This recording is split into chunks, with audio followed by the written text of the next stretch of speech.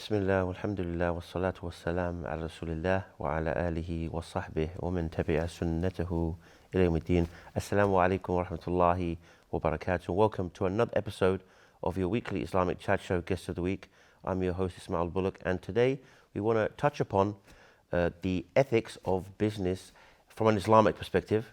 And to do that with me is no stranger to the show now, Brother Ustad Ma'awiyah Tucker. Assalamu alaikum. Wa alaikum. Thanks for having me. Jazakallah khairan. Good to have you back on again. Alhamdulillah. We get you in like bunches, and then we don't see you for a while. So making the most. Jazakallah khairan. Yeah. So I mean, one of the reasons why I chose this topic was often I find myself when I look at as materials being produced for da'wah, for education, it's usually focused on the same kind of topics, the ibadiyat and so on and so forth. But I wanted to give an idea of the holistic approach of Islam, and more importantly, how that ties into all the ethics and ideas of Islam. Because I think it's interesting that if you look at how the non-Muslims, they view business and trade, it's just a process. You do this, you get what you want, and move on. There's not always the discussion or thought or speaking about the ethics behind it. I mean, I think there's some kind of idea of ECG they're talking about now, about being ethical kind of investing, that kind of stuff. But that's an afterthought. And it's probably it's probably very limited, this whole idea of ethics. Like if you can, not necessarily talking about like serious crime or anything, but if you can kind of pull a fast one here and there, they'll say that's no big harm, because they don't have that, like you said, this ethical aspect behind it. Well, I think the main reason for that is if we're honest with ourselves, is that the ethics that they would probably aspire to achieve or get, it's not really ideological. It's more practical. It's more following the rules and the trends, rather than actually believing something is wrong. I think that's a very big fundamental difference. So it's a bit like kadhib, like lying. What would make a person not lie? I mean, it's something so simple. Did you go to the shop yesterday? No, I didn't. I mean, they did, but they said no, I didn't. What really would prevent a person from thinking, you know what? If I lie, that's actually bad, because there's no punishment hereafter. There's no muhasabah. It's just. That's why they came out with the whole concept of a white lie and these kind of things. Yeah. As in a lie, which is, they think is, as in I guess one of the big lies refers to the consequences in this life, whereas the small ones are least low consequences. But the point is, from Islamic perspective, for a Muslim, ethics is an integral part of who we are, how we think. It is as integral as the belief that shirk is wrong and the tawheed is mandatory. It is a part of who we are. So it's not that I don't do it just because I was told not to do it. I don't do it because it's actually wrong. I don't think it's the right thing to do. And if I do it, I believe 100% I'll get punished for it. There's no escape. There's no actual escape from the consequences. That's the key here. The consequences, and that's actually, if you think deeply about it, that's probably why, historically speaking, Muslim nations didn't really need things like police, because there's always that self-governance. At some point, we govern ourselves, and those around us, with ordering good, forbidding evil, govern each other as a collective, rather than having a separate organization. But anyway, so I want to touch upon the topic of the ethics of business and trade, and what we can learn from that aspect. So first and foremost, the core of all trade is money. But what is money? What's the purpose of money? The purpose of money is simply a tool to exchange needs and wants. That's all it is. And this is important to understand in terms of the context, because if you can't frame the tools involved, the main tool you could say, then it's hard to understand how one should achieve it, what's the rules behind achieving it, and what's more importantly, how we should perceive this thing. So if money, and not mean just wealth, like having a house, because house is wealth, but you might have a house for other things, but I'm just talking about just the money in your hand, in your wallet. The whole purpose of that whole thing is to exchange needs and wants, i.e., we can't all be carpenters, we can't all be lawyers, we can't all be accountants. In the past, when life was simple, like at the time of Adam alayhi salam, your needs and wants were achieved by you just doing it yourself. As in, if he needed food, he hunted. If he needed clothes, he got it from the animals. As in, what he needed, he got himself, and that was the life. But as societies get more and more complex, there's more things to do, and therefore we have to now start allocating. So I decide I want to go to school, get an education, and be an engineer. That's effectively saying and announcing to the world, I'm taking on the responsibility of dealing with that part of the needs of society, the architect or the designer or the engineer or this is Mrs. Morrow, and I'm going to allocate my time and resources into that avenue. I can't be the doctor, but I can be the engineer. So now once I've done my engineer job and I'm fulfilling the needs of others and myself in that role, I'm now rewarded with a token, a thing that I can now give to someone else who's fulfilling another role to get my wants and needs. I need food, I give money to him to get my food. I need medication, I give my money to the doctor to get medication. So essentially money is just a tool to get needs and wants and to allocate capital and time correctly. So it's basically, we could term it as it's the means to the ends. It's the means to an end, yeah. And not what many people do. They make it like it's the ends to them, as in they make it like it's the be-all and end-all of everything. Yeah, so it's a funny one because there is an uncanny valley where there is, meaning what I used to say to people is that money, if you want to frame it another way, money is ability. It's qudra. And the more money you have, the more ability you have to do things. So I can understand why a person wants to acquire as much money as possible, because that essentially means I'm acquiring as much ability to execute certain things or ideas. That's one way of looking at it. I mean, there are other ways to get what you want. That doesn't include money, but so I can see why a person will be so focused on doing that. But I think what you're referring to is more the focus on achieving and getting that ability without thinking about what you're going to do with that ability. And I think that is where a person can get distracted. I'll say that's probably the best way to describe it. Get distracted. So you're just focusing day and night, 9 to 5. I'm going, getting the job, I'm getting my money, and I'm saving and whatnot. But you haven't really thought about what you're going to do with that. Whereas I think, as I believe, Islam always calls us to always think about that. As in, it's an intricate part of acquiring the money, is to think about what to do with that money. So, back to the issue of money. Before we discuss more about that, I guess the other question would be, which I want to also address the misconception many people have: is money really evil? Because I know people say that, well, there's the saying about the money is the root of all evil. Is that the saying? The money is the root of all evil. I don't agree with that at all.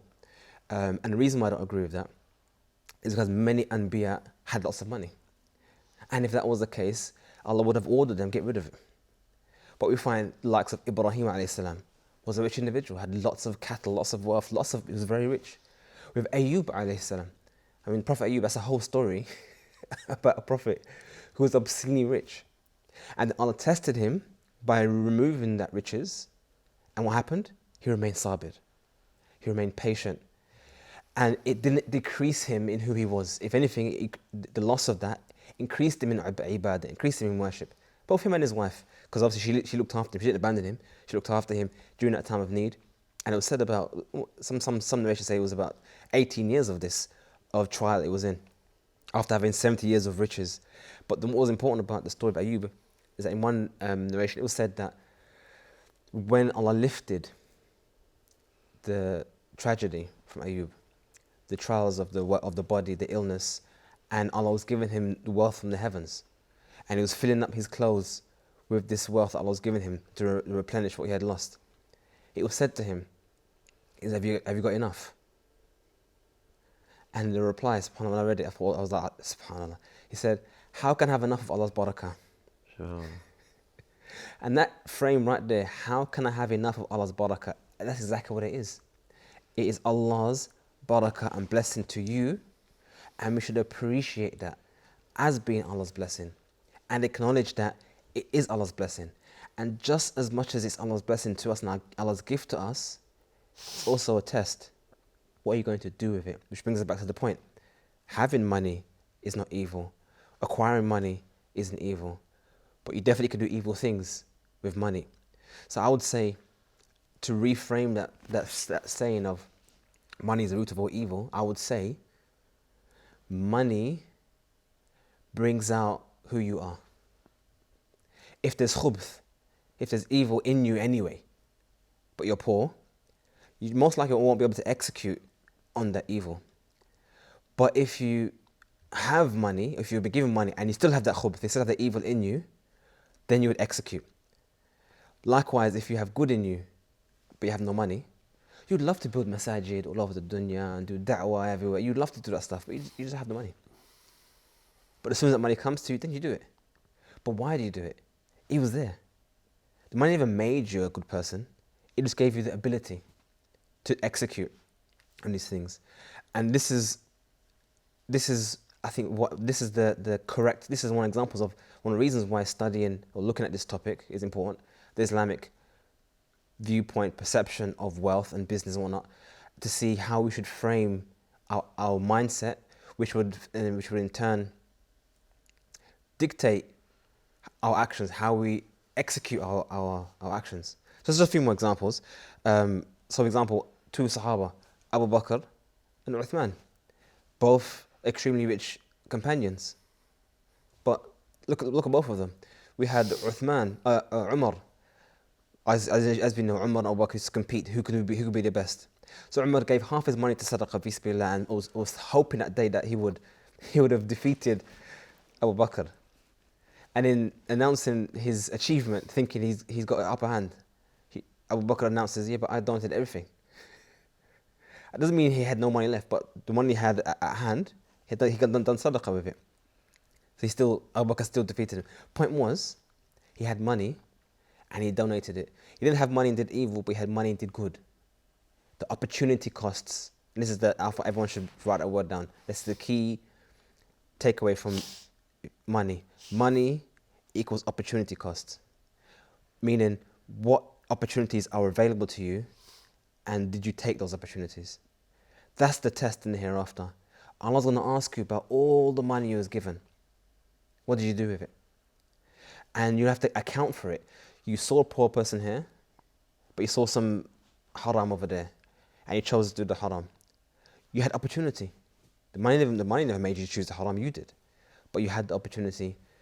But likewise, the opposite is, if you chose the good, again, the money facilitated. And this is, you could say, manifested clearly in the hadith. ذهب أهل الدثور بالأجور. The people of money have ran away with the reward. That's what some of the companions said to the Messenger of Allah. They pray like we pray. They fast like we fast. And they give sadaqah with the excess of their money. But we can't do that because we're poor. But the thing is, they recognized that because of their wealth, they were able to do more righteousness than they were. Opportunity. And finally, same thing with Uthman. Just going to hold you on that point because it's time to go for a break. طيب. Join us, inshallah, after this short break.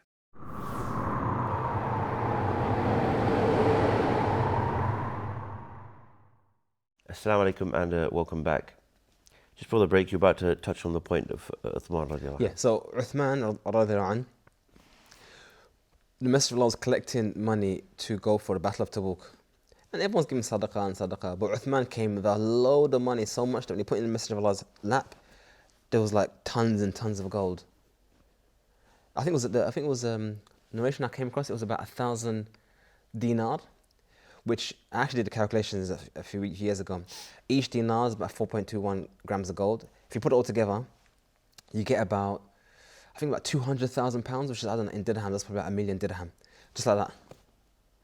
And the Messenger of Allah said, لا يضر, nothing will harm Uthman after today. Nothing will harm Uthman after today. How did he achieve that dua?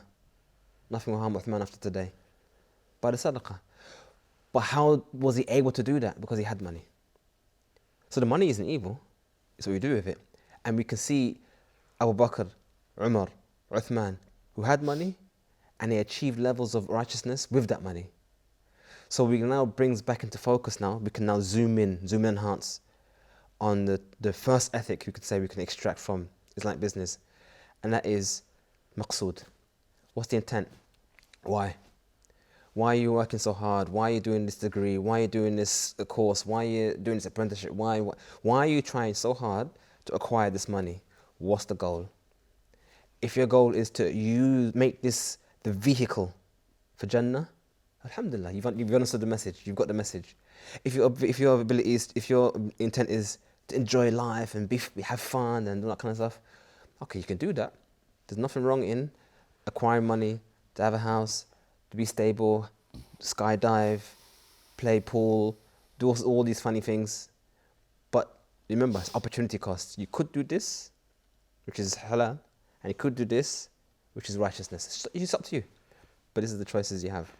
And we know that sometimes Allah will hold back maybe wealth from certain people because He knows if they were to get that wealth, it may corrupt them. So they look at it as a problem, but deep down, if they look at it from the other aspect, this could be a blessing in disguise, as they say. So the issue of money corrupting, again, I still strongly believe that it's circumstances. So yeah, I do believe that if you have money, maybe certain things will be open to you in the dunya, and then from that, you may be quote unquote corrupted. Let me give you an example. Imagine you came into money, alhamdulillah, now you have new friends. People come to you and they recognize that you have money and they want to be your friend, and you let them be your friend. And they are not good friends. Money didn't do it. They made you. They're the ones who corrupted you. And maybe at some level you allowed that because you saw that they were corrupt people and you allowed them to be your friends. But it wasn't the money that did so. Does that make sense? So it's possible to view it that way, but at the same time, a person could have money and not do the case. But the point is, best way to look at it is that you need to make that decision early on, before you've acquired the money.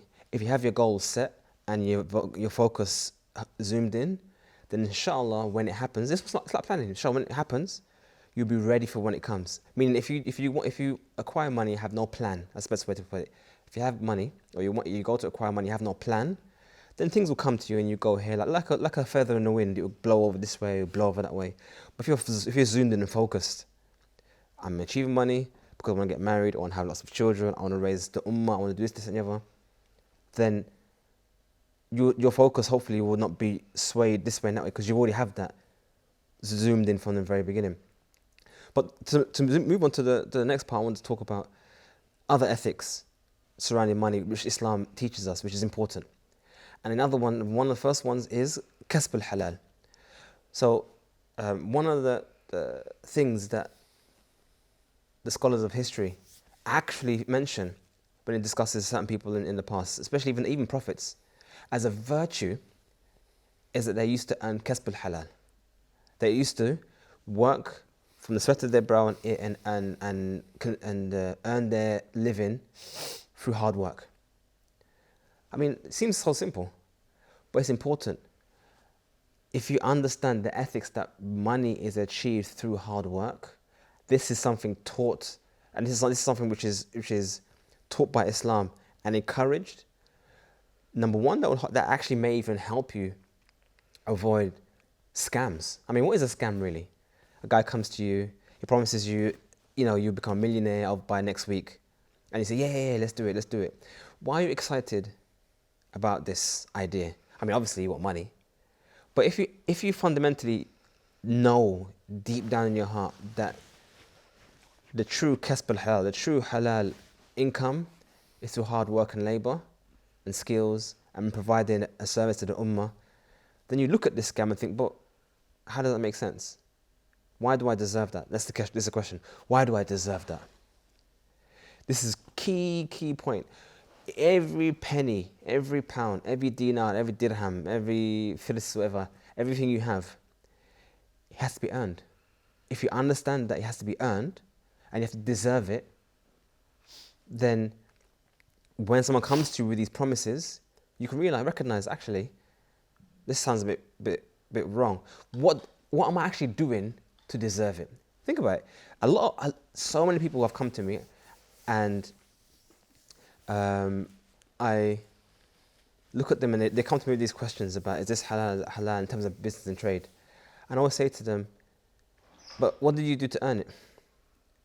And when they think about the question, they pause and think, nothing really. I haven't done anything. I said, but then that's kind of your answer to your question.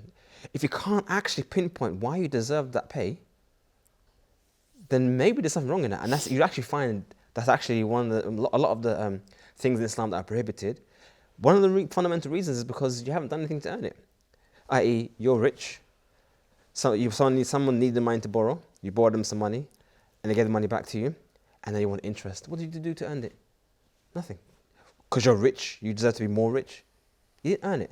So if you look at a lot of things that are haram transaction-wise, that element of earning and deserving of wealth is very important. Another issue of ethics that Islam teaches us, and this is kind of a small one. It's not to do with anything to do with halal and haram. Still haram, halal, but it's to do with good character. And I will say what personifies this is the statement of Aisha when she mentioned that the Messenger of Allah, whenever given an option to do something, we choose the easiest of the two. Aysarahuma. For me, in terms of business, what does that mean to me? It means efficiency. You have literally, there's a brother he mentioned to me that there's a book about, these inspirational books that give you advice and that non-Muslims make. And one of the things it talks about, I think it's called like 1,000 weeks or something like that. He basically summarizes a person's life into weeks, number of weeks. You don't have a limited number of weeks. There's actually people who actually print off like a calendar of weeks. And the idea is that every week you knock off one to see exactly how many more weeks you've got left before your estimated time has ended. The purpose of that chart is to constantly remind you that your time is limited. And efficiency in your time is part of maximizing your time. So when it comes to the ease of the two, it's about maximization. And that is very, very, very important when it comes to business. You have to be able to choose that which is most efficient for you and for everybody else. It's a very important part of business. And that's an ethic, that's a character, that's a lesson taught to us as Muslims by Islam. Another one which we learn from the story of Shu'aib actually. The Prophet Shu'aib was sent to his people, Madian. Besides the issue of shirk, obviously all the nations have issues of shirk, idolatry. But one of the things they also had problems with was in business, in trade. They used to cheat in the scales. So you ask for 1 sa' or 1 mud or 1 kilo, and they give you 0.99 kilos. You paid for 1, but they give you just slightly less. They'll cheat. And they do other sorts of shenanigans. And one of the things that was said to them was that the halal that is little is greater than the haram that is great. That is so important for the Muslimin to understand, which we learn and teach, which if you look at that from a psychological perspective, from a behavioral perspective, shows maybe potentially why this ummah is the greatest ummah that's gone out to the people, as Allah described in the Quran. We are the greatest ummah that's come out to the people, because we don't just chase the shahwa, desires. If I was giving you a choice, brother, on one hand there's £100, on the other hand there's £1,000, which one would you choose? Obviously the £1,000. There has to be something really significantly more important than the money to make you sway and choose the £100. If your ethics and your religion is greater than money in your heart, and it's telling you that this £1,000 is haram, that's what will make you choose the kasb al-halal. Because if you look in the normal marketplace with people who are not believing in anything, no morals, anything, there's no punishment hereafter, then no doubt whatever gives more money, just take the money. Who cares if someone gets drunk? Who cares if someone loses their money? Who cares if someone gets harmed in the process? It's money. And across the world, there's so many places, so many companies across the world. They build factories, and they produce toxic waste, and they produce chemical waste, and they just throw it into the river. harming the environment, harming people around them, why would they do that? Why not just ethically and correctly dispose of your waste and not harm the people? Oh, it costs money. Yeah, but harming people. Yeah, but it's cheaper this way. Do you see what I'm saying? They would choose this because there's nothing there's nothing here. There's nothing internal. There's nothing in their heart to say no. But this is wrong though. So back to what Shu'aib said. The little that is halal is greater actually than the many which is haram. That is another core principle of you could say of Islamic behavior. Why else would a person avoid working for a company that's haram rather than working for a company that's halal? I mean, I remember when I first graduated from college, I was into IT. I mean, I still am, but my skill set when I graduated was IT. So I sent my CV out for a job, and I got loads of people offering me jobs. It was because I just got lots of emails. I just spammed everyone on my CV, and I got calls, whatever. But of all the calls I got, there was literally a divide between night and day. This is London, yeah. This is in UK. The difference between night and day between the pay of one sector and another sector. One sector, the pay was like the £100, the 100 dirhams category. And another sector was like the £1,000 category. What was that sector? Banking. Almost every job that was giving me obscene amounts of money, what was it? A bank. And I was like, I want the money, but I'm not working in riba. I'm not getting involved in riba. So I had to avoid that and choose the £100 business. Why would you do that? Because of Iman. Because Islam teaches us to do so. And unless a person is a Muslim wanting and wishing to embody Islamic values and act upon that internally without no one forcing them, then that stuff won't happen. That's why you have people going towards that haram. So this is one of the key features of what makes Muslims the best of nations, because we actually have a framework, an internal framework that doesn't require force. I think that's a lesson. Can I hold you on that point? Go for it. Time to go for a break again. Join us inshallah after this short break.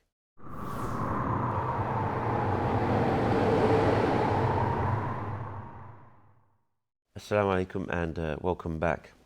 Before the break, obviously we covered so much, and you know you touched upon, which is interesting, is you touched upon that there's two options: less money and more money, and the fact that, and unfortunately, many people don't care. Even Muslims, we may fall into that trap of, like you said, oh, I know we shouldn't be doing this, I know, but look at the money, come on, it's a necessity. So then they go and do a job where deep down they know that this is not correct, Yeah. but they do it anyway. I mean, that scenario you just gave right now, even the word you use, things like I have to, or I must, or I have no choice. If you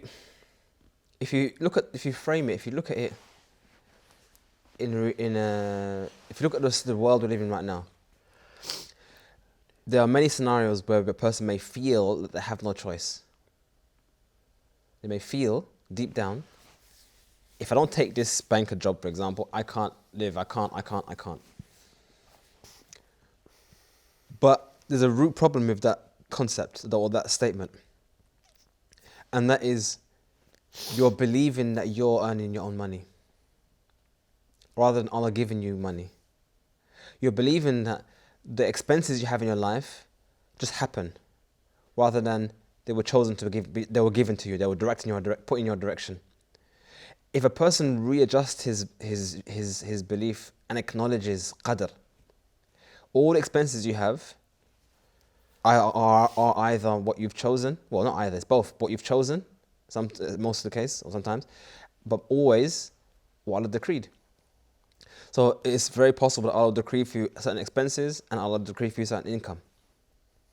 If you have that as your frame, which is very important, you become unstoppable. Why? Think about it. You're a manager, yeah? You're a manager, and you're telling me, brother, I want you to go and do haram. Do this haram for me, otherwise you're fired.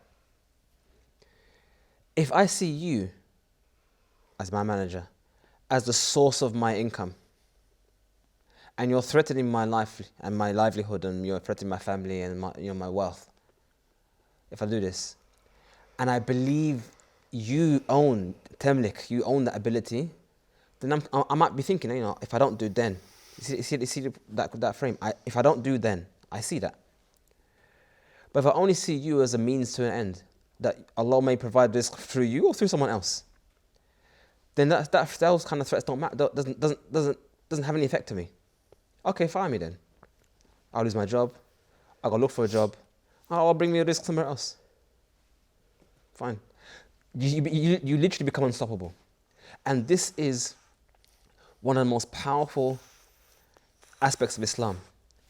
Islam is one of the most liberating things gifts that Allah's given us.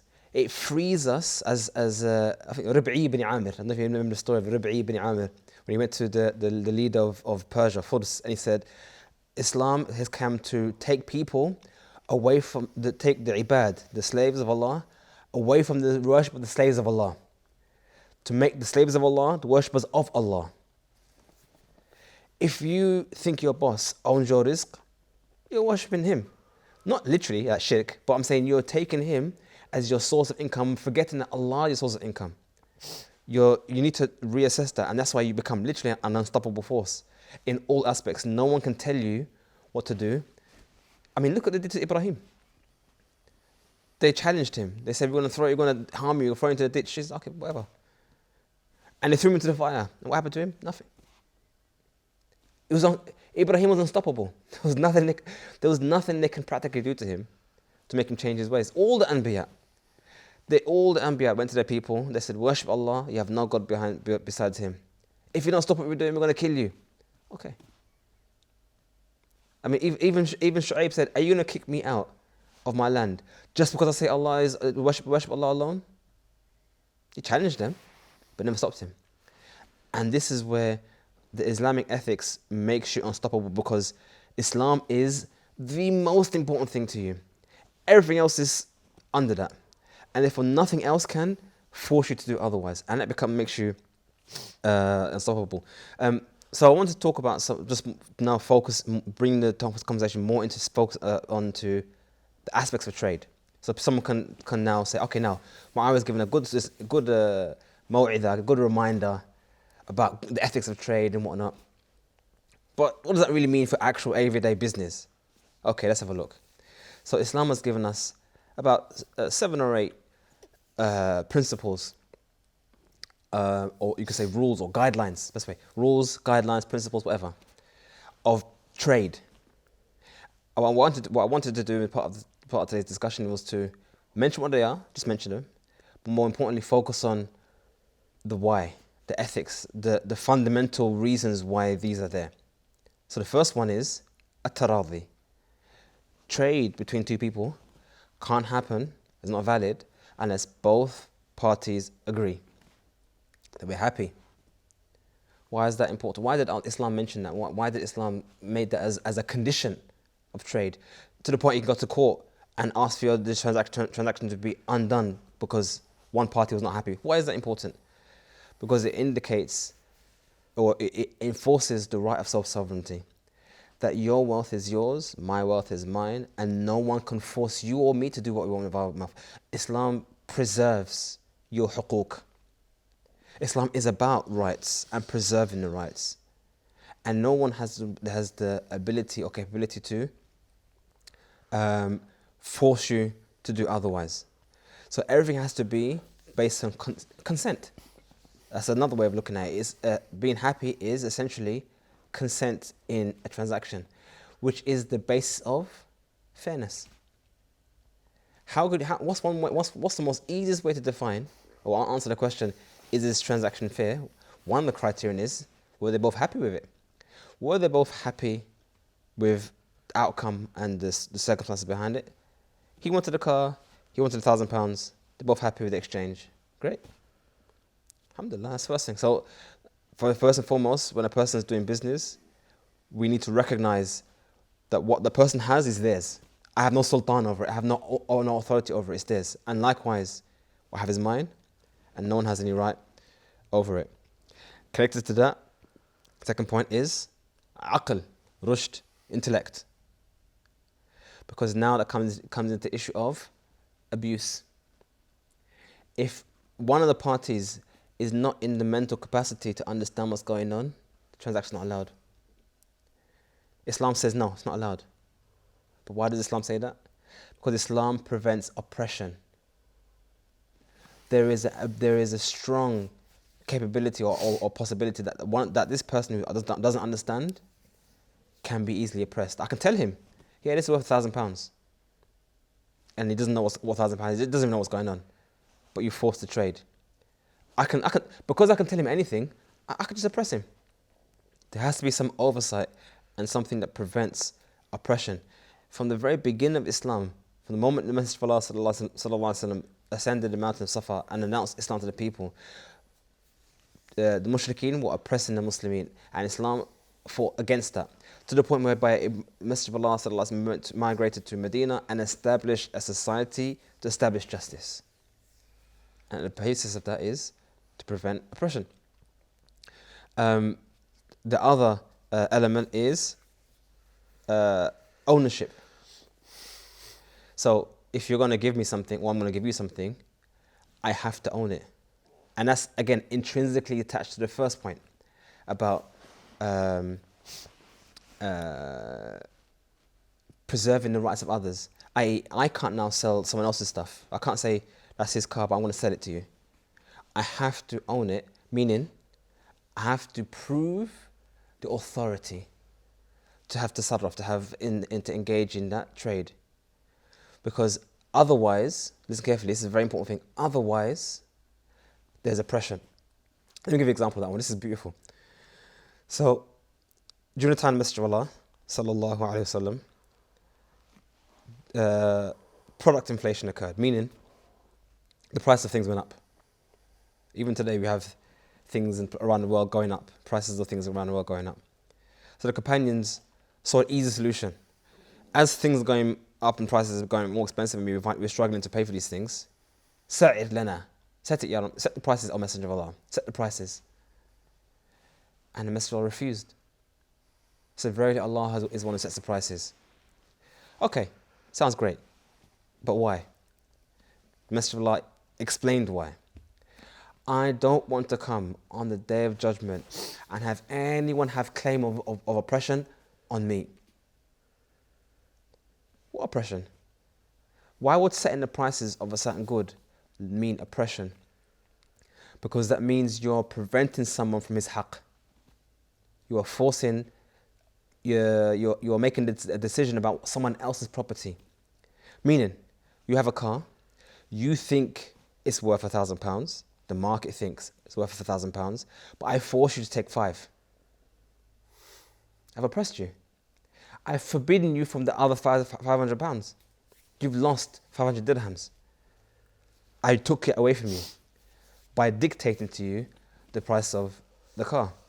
Hence why the Messenger of Allah sallallahu alaihi wasallam forbade setting up prices, which is why he didn't do that.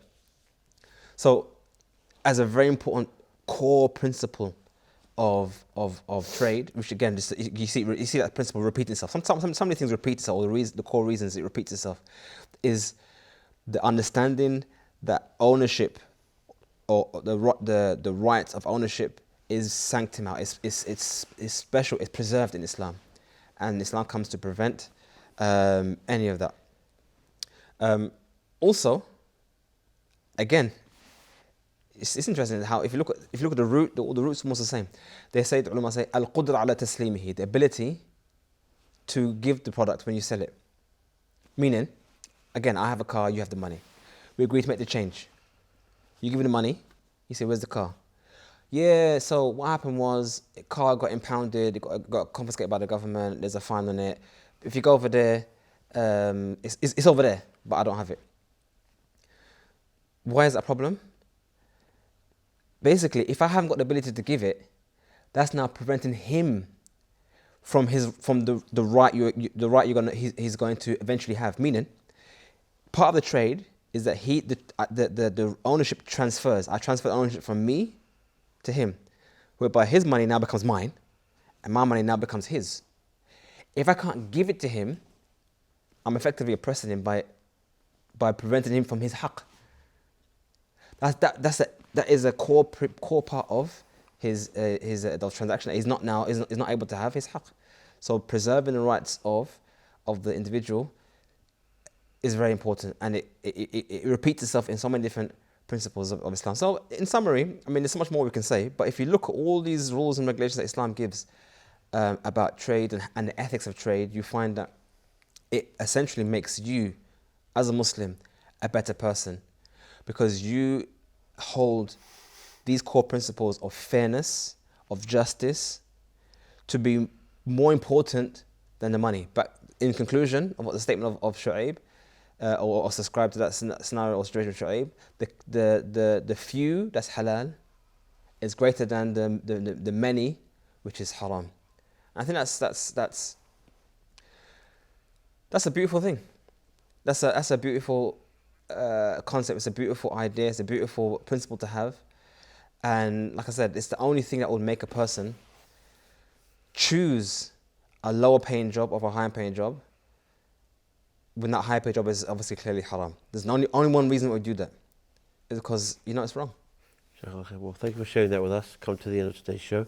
Thank you for all for tuning in, and inshallah, until next week, same time, same place, I leave you with the greetings of Islam, the greetings of peace. Wassalamu alaikum wa rahmatullahi wa barakatuh.